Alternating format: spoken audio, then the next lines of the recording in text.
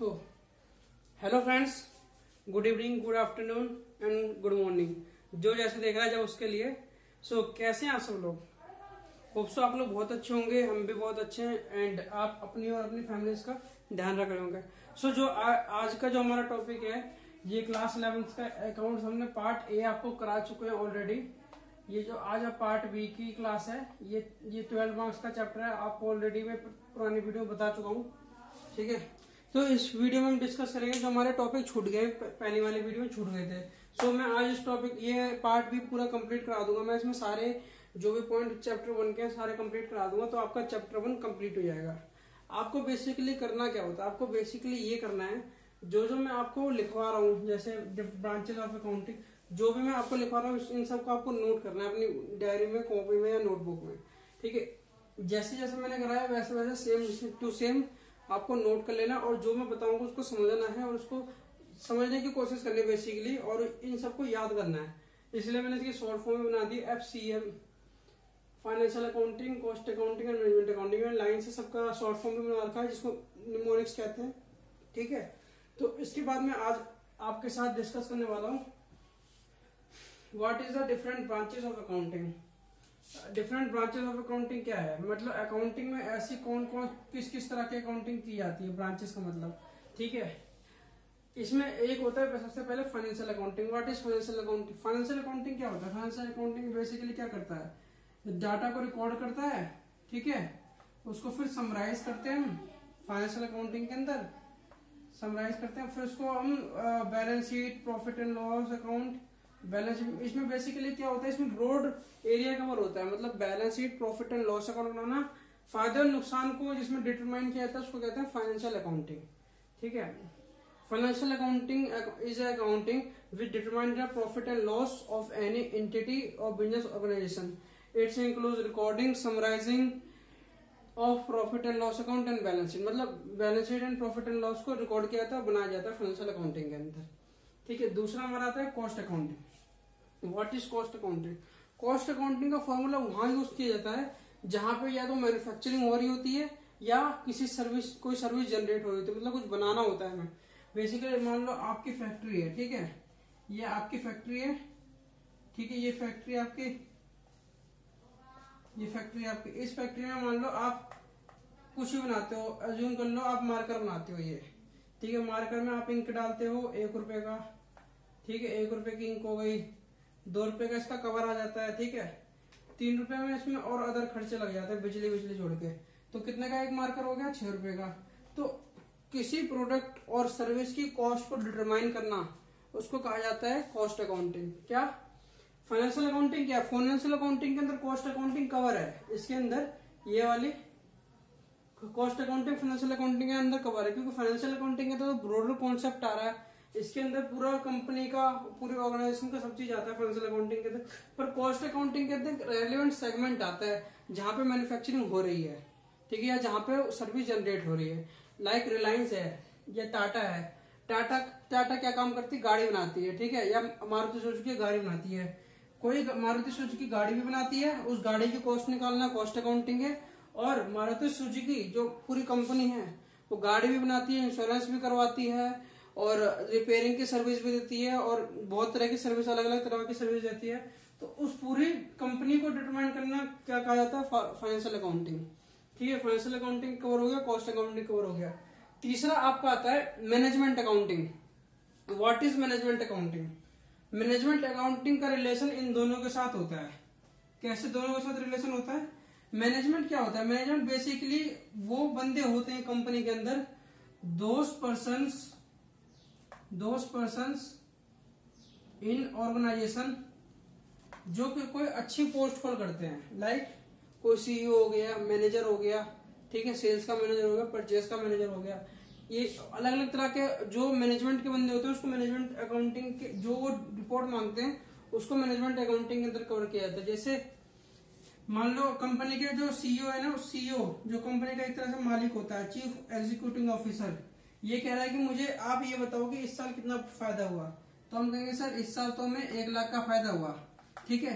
वो कहेगा इस पिछले साल बताओ, पिछले साल, ये इस साल का, पिछले साल का बताओ, पिछले साल का कितना फायदा हुआ 2019 में, ये 2020 का था, ठीक है। तो वो कह रहा है सर 1,10,000 का फायदा हुआ था पिछले साल। तो वो पूछेगा कि भाई 10,000 का फायदा हमें कम क्यों हुआ, उसका रीजन बताओ। तो उसके लिए जो रिपोर्ट जनरेट की जाएगी, उसके लिए क्या रिपोर्ट की जनरेट की जाएगी, सेल हमने कम करी थी या परचेज ज्यादा कर ली थी। दो ही रीजन हो सकते हैं, और भी रीजन हो सकते हैं कि खर्चे ज्यादा हो गए और हमने सेल कम करी, ये रीजन हो सकता है। तो उसके लिए जो रिपोर्ट जनरेट की जाएगी मैनेजमेंट को दिखाने के लिए कि सर हमारे में इस चीज में डेफिशिएंसी हुई, इस चीज में कमी हुई, तो उसकी वजह से हमें फायदा कम हुआ। तो वो सारी रिपोर्ट जो जनरेट की जाती है वो किसमें की जाती है, मैनेजमेंट अकाउंटिंग के अंदर, ठीक है। इसको आप 1 मिनट वीडियो पॉज करके नोट कर लो, financial accounting, cost accounting and management accounting. इसकी शॉर्ट फॉर्म है FCM। F मतलब फाइनेंशियल अकाउंटिंग, C मतलब कॉस्ट अकाउंटिंग, M मतलब मैनेजमेंट अकाउंटिंग, ठीक है। ये मैंने आपको कवर कर दिया, इसको मैं F कर दिया, ठीक है। ये आपने नोट कर लिया होगा, मैं ये जूम करके चल रहा हूँ इसलिए मैंने इसको मिटा दिया। दूसरा होता है हमारा एडवांटेजेस ऑफ अकाउंटिंग। अकाउंटिंग के क्या क्या फायदे हैं, अकाउंटिंग करने के क्या फायदे हैं। Provide information about financial performance. Information देता है फाइनेंशियल परफॉर्मेंस की। फाइनेंशियल परफॉर्मेंस मतलब कितना हमें फायदा हुआ, कितने की हमारी असेट्स एंड लायबिलिटी आज की डेट में है, वो हमें बताता है फाइनेंशियल परफॉर्मेंस। फाइनेंशियल परफॉर्मेंस जो मनी से रिलेटेड परफॉर्मेंस होती है, लाइक फायदा नुकसान, असेट्स कितनी है, लायबिलिटी कितनी हो गई हमारी। असिस्टेंस टू मैनेजमेंट, मैनेजमेंट को असिस्टेंस करता है, मतलब मैनेजमेंट को गाइड करता है एक तरह से कि सर हमारे जो इस साल फायदा हुआ है ना, इसके बेस पे वो बताता है कि यार अगले साल हमें क्या क्या पॉलिसीज लानी है, किस किस तरीके से हमें सेल्स करनी है, किस किस तरीके से हमें सेल्स के पर्सन को गाइड करना है, और उसमें क्या क्या ऐसी पॉलिसी लानी है जिससे कि हमारा अगले साल फायदा ज्यादा हो। तो वो मैनेजमेंट को असिस्टेंट करता है। मैनेजमेंट ये profit and loss, balance sheet, या और भी जो रिपोर्ट जनरेट होती है MIS के थ्रू, MIS मतलब मैनेजमेंट इंफॉर्मेशन सिस्टम, उसके थ्रू जो रिपोर्ट जनरेट होती है उसके हिसाब से मैनेजमेंट अपने मेजर डिसीजन लेते हैं, ठीक है। फैसिलिटेट कंपैरेटिव स्टडी, ये मैं आपको ऑलरेडी एक्सप्लेन कर चुका हूँ कि 2019 का डाटा वो 2020 से कंपेयर कर रहा है, जो करंट ईयर है, ठीक है। 2019 में मान लो प्रॉफिट एंड लॉस में फायदा था हमारा 1 लाख, ठीक है। 2020 में 1,10,000 हुआ। यहाँ पे सेल्स की हमारी 5 लाख की, ठीक है। यहाँ पे सेल्स की हमारी 8 लाख की। तो भाई मतलब सेल्स तो कहेगा सेल्स तो यार बढ़ रहा है, ठीक है, पर हमारा फायदा क्यों कम हो रहा है, फायदा हमारा 10,000 ही क्यों बढ़ा, हमारा फायदा और ज्यादा बढ़ना चाहिए। तो मतलब कंपैरेटिव स्टडी करता है। कंपैरेटिव स्टडी मतलब पिछले साल या कोई और कंपनी, कोई और ऑर्गेनाइजेशन जो हमारे फील्ड से हो, मतलब अगर हम गाड़ी बना रहे हैं तो हम गाड़ी वाले से ही कंपेयर करेंगे, कोई और कंपनी होगी, हम किसी ट्रक उससे कंपेयर नहीं करेंगे जो कोई और काम करता हो, जो कोई कंस्ट्रक्शन का काम करता हो, उससे कंपेयर नहीं करेंगे। अपनी फील्ड का अपनी फील्ड से ही कंपेयर करना होता है विद इन सेम इंडस्ट्री कोई और कंपनी से। लाइक रिलायंस कंपेयर कर सकता है टाटा से, मारुति कंपेयर कर सकती है होंडा से। तो इस तरीके से कंपेरेटिव स्टडी करने को फायदा करता है, ठीक है। Helps in settlement of tax liability. Tax liability कैसे, आजकल GST और इनकम टैक्स है, GST और इनकम टैक्स उन्हीं सेल्स एंड परचेज पे लगता है, ठीक है। अगर हमारी अकाउंटिंग अच्छी होगी तो हमारी जो टैक्स लायबिलिटी है वो हमें पता चलेगा और उसको हम जल्दी से जल्दी पे कर पाएंगे, या हमारा कोई रिफंड होगा, गवर्नमेंट से हमें वापस लेना होगा पैसा, तो वो भी हमें पता चल जाएगा अगर अच्छी तरह से अकाउंटिंग होगी तो। Help in raising of loan. आजकल क्या है कि बड़ी बड़ी कंपनियां क्या होती हैं, लोन लेती हैं अपने बिजनेस को रन करने के लिए। लाइक मान लो मेरा कोई बड़ी रिलायंस कोई प्रोजेक्ट एस्टेब्लिश करने वाली है, उसमें उसको 1,000 करोड़ रुपए चाहिए। तो 1,000 करोड़ के पास उनके पास लिक्विड फंड्स नहीं होते। लिक्विड फंड्स मतलब कैश में नहीं होता, वो कहीं और उन्होंने इन्वेस्ट करा होता है प्रॉपर्टी वगैरह में, तो वो उनके पास पैसा नहीं होता। तो उसके लिए वो क्या करते हैं, गवर्नमेंट के पास जाते हैं, बैंक्स के पास जाते हैं, या फाइनेंशियल इंस्टीट्यूशंस के पास जाते हैं और कहते हैं सर मैं आप लोन दे दो। तो वो लोन क्यों देगा, वो लोन ये देख के देगा कि आप उसको पे करने के लिए सक्षम हो कि नहीं हो। तो वो देखने के लिए उसके लिए वो आपकी अकाउंटिंग देखेगा, उस अकाउंटिंग से आपके सारे जो वो डॉक्यूमेंट्स मांगेगा वो देखेगा। और डॉक्यूमेंट्स क्या क्या होते हैं, प्रॉफिट एंड लॉस अकाउंट होती है, बैलेंस शीट होती है, ठीक है, इनकम टैक्स की रिटर्न्स होती है, GST की रिटर्न्स होती है। ये सब डॉक्यूमेंट्स वो आपसे देखने को मांग सकता है, ठीक है। उसके बाद हेल्प्स इन डिसीजन मेकिंग। उसके बाद फिर ये आपके पास एक लास्ट में बचता है हेल्प्स इन डिसीजन मेकिंग, मतलब आप अपनी अकाउंटिंग देख के कोई डिसीजन बड़े लेना हो तो ले सकते हो कि यार फायदा तो होने था, चलो कंपनी बंद कर देते हैं, या कंपनी को दिल्ली से ले जाके हरियाणा में शिफ्ट कर देते हैं, इंडिया से बाहर कर देते हैं, बाहर से इंडिया ले आते हैं, और बहुत सारे डिसीजन, अलग अलग तरह के डिसीजन हो सकते हैं। तो वो डिसीजन मेकिंग में आपको फायदा करता है अकाउंटिंग। ये आप नोट कर लो, मैं इसको रफ करने वाला हूँ, मिटाने वाला हूँ। आप 2 मिनट पॉज करके देखो। इसका शॉर्ट फॉर्म है PPFH3।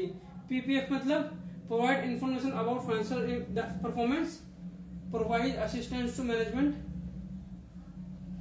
Facilitate comparative study, helps in decision settlement of liability, helps in raising of loans, helps in decision of making.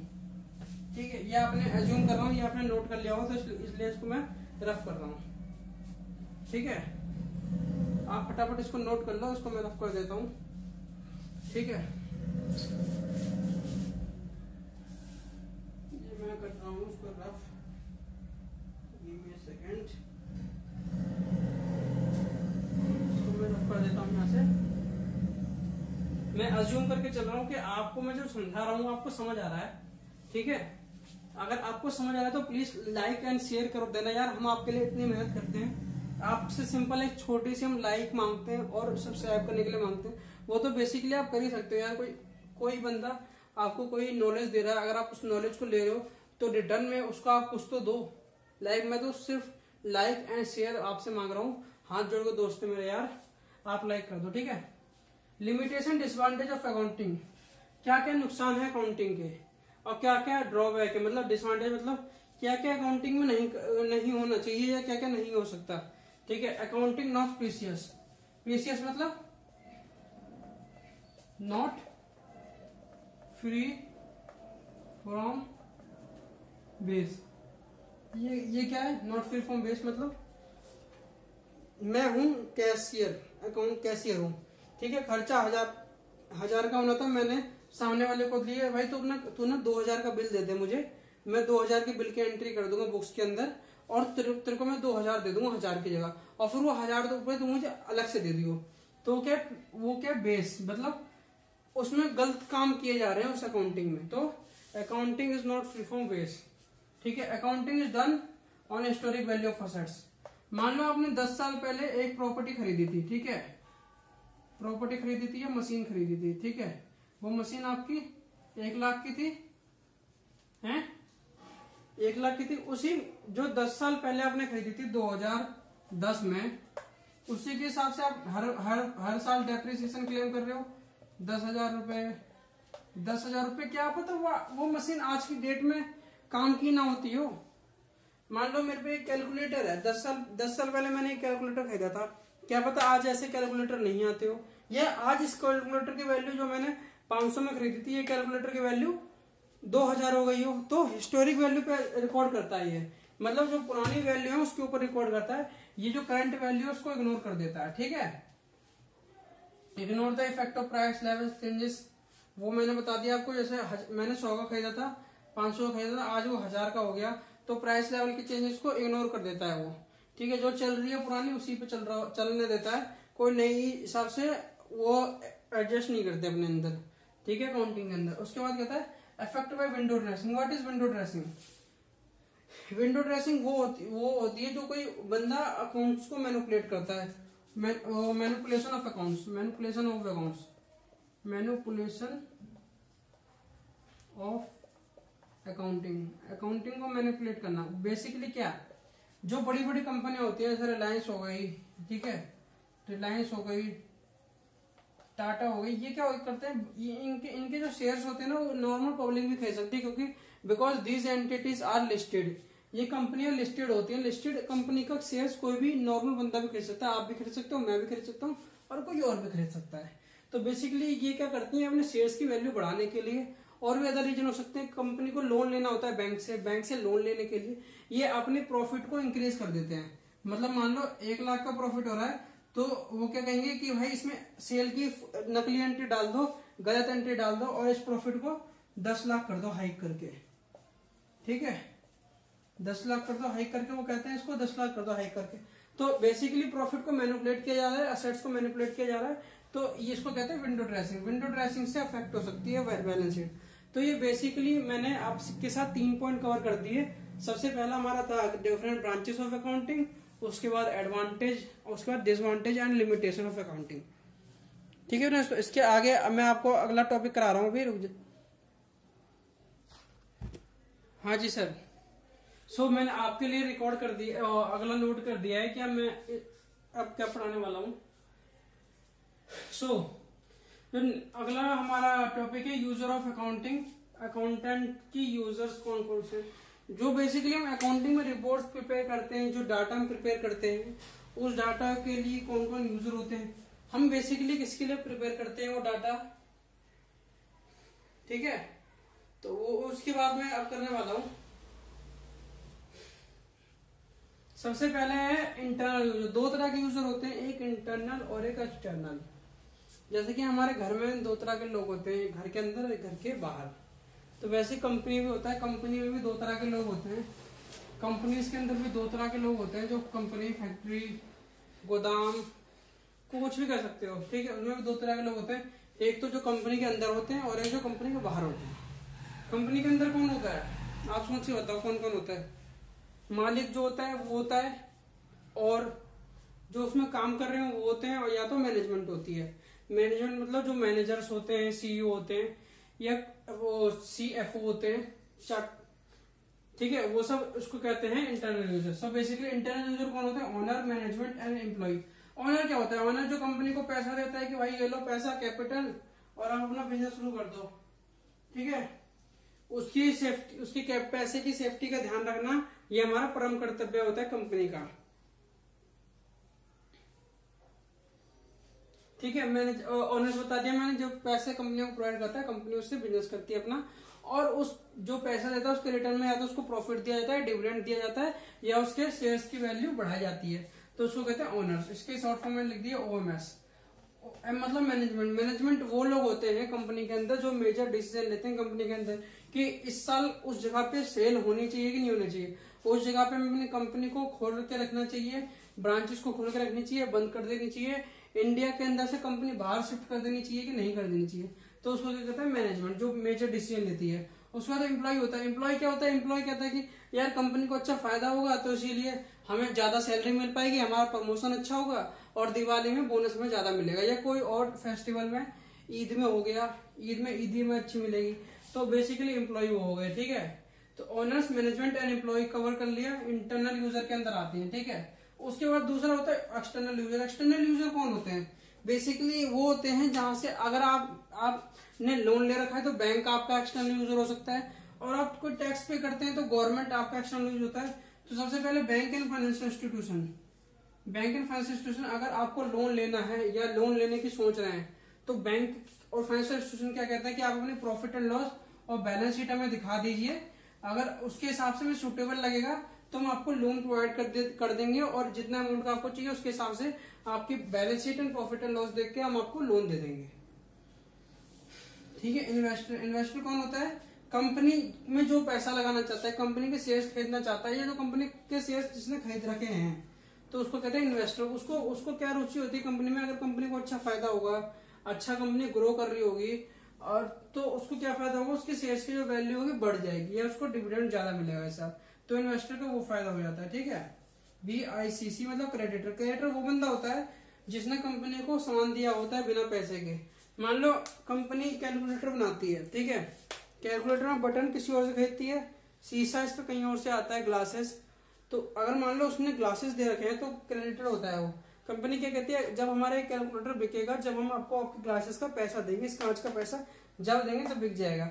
तो कंपनी को इंटरेस्ट, वो एक तरह से एक्सटर्नल यूजर है, उसको इंटरेस्ट कंपनी में ये है, अगर कंपनी को ज्यादा फायदा हुआ तो उसके हिसाब से ही उसको पैसा मिलेगा। कंपनी को मान लो नुकसान हो रहा है तो उसका पैसा तो डूबने का चांस होगा, तो क्रेडिटर को इंटरेस्ट लेता है। गवर्नमेंट क्या, गवर्नमेंट क्यों इंटरेस्ट लेती है, गवर्नमेंट को इंटरेस्ट इसलिए लेती है क्योंकि उसको टैक्सेस में फायदा होता है। अगर ज्यादा इनकम होगी तो ज्यादा टैक्स होंगे, अगर कम इनकम होगी तो टैक्स नहीं भरेगी कंपनी, तो इसलिए गवर्नमेंट फायदा लेती है। रिसर्चर्स, ये है रिसर्चर्स, REA, रिसर्चर्स है, रिसर्च, जो इस कंपनी को रिसर्च करते हैं। मान लो आपकी कंपनी ऐसी कंपनी है जो फॉरेस्ट में काम करती है, लाइक आप आपकी जो कंपनी है वो किसी चीज की खोज करती है, साइंटिफिक चीज की खोज करती है, औषधि की खोज करती है, किसी मेडिसिन की खोज करती है।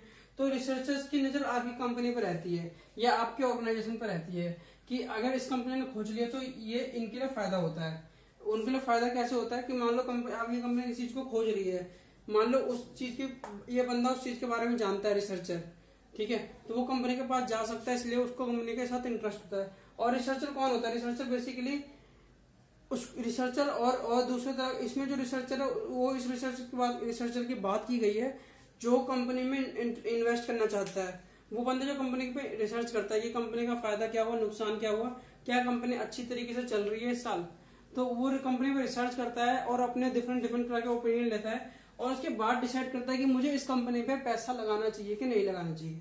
तो उसको कहते हैं रिसर्चर। उसके बाद हम कहते हैं कंज्यूमर्स। कंज्यूमर्स क्या होता है? जो कंपनी का प्रोडक्ट कंज्यूम करते हैं। जैसे कि मान लो हिंदुस्तान यूनिलीवर है, वो शैम्पू बनाता है, हर चीज का सामान बनाता है, ठीक है, हर चीज हिंदुस्तान यूनिलीवर है, हर चीज का सामान बनाता है।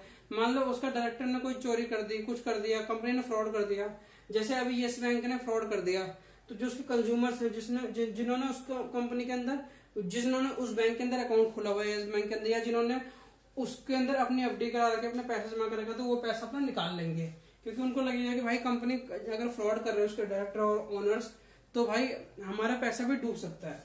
तो बेसिकली कंज्यूमर उसको कहा जाता है जो कंपनी में छोटे छोटे पैसे लगाता हो या कंपनी का जो प्रोडक्ट कंज्यूम करता हो। ठीक है फ्रेंड्स, तो यहाँ तक आपको समझ आ गया, इसको नोट कर लीजिए। 2 मिनट में वीडियो पोस्ट कर देता हूँ, पोस्ट करके फटाफट नोट कर लो इसको आप। ठीक है, तो मैं आगे अपना शुरू कर रहा हूँ। What is the system of accounting? Accounting के सिस्टम क्या क्या, किस किस तरीके से अकाउंटिंग हो सकती है? सो बेसिकली अकाउंट में 2 तरह के सिस्टम होते हैं, एक double entry system and single entry system. Double entry system क्या होता है? डबल एंट्री सिस्टम बेसिकली वो सिस्टम होता है जो डुअल एस्पेक्ट पे बेस होता है। डुअल एस्पेक्ट मतलब एक तरफ एक एंट्री को या तो हम डेबिट करते हैं और दूसरी एंट्री को हम क्रेडिट करते हैं। मतलब जहां डेबिट एंड क्रेडिट का खेल किया जाता है, डेबिट एंड क्रेडिट का रोल होता है, उसको कहते हैं dual aspect double entry system. So ये एक systematic record of transaction maintain करता है। Systematic record of transaction maintain करता है, सिस्टमैटिक होता है ये, ठीक है, सिस्टमैटिक होता है और एक साइंटिफिक होता है, साइंटिफिक भी होता है, ठीक है, साइंटिफिक होता है। तो डबल एंट्री सिस्टम कौन यूज करता है? जहां पे कंपनी में अकाउंटेंट होते हैं या कंपनी अपनी बुक्स ऑफ मेंटेन अच्छी तरह रिकॉर्ड करती है, मेंटेन करती है, वहां पे डबल एंट्री सिस्टम को मेंटेन रिकॉर्ड किया जाता है। डबल एंट्री के सिस्टम के थ्रू बुक्स ऑफ अकाउंट्स लिखी जाती है, डबल एंट्री सिस्टम के थ्रू सारी रिकॉर्डिंग ऑफ ट्रांजेक्शन की जाती है। रिकॉर्डिंग ऑफ ट्रांजेक्शन जहां पे मतलब बेसिकली जहां पे जैसे हमने सेल कर दिया तो कैश अकाउंट डेबिट या party account debit to sales, मतलब यहाँ कैश बढ़ गया और यहाँ सेल हमने कर दी, प्रॉफिट एंड लॉस में आ गई। So basically double entry system मतलब जहां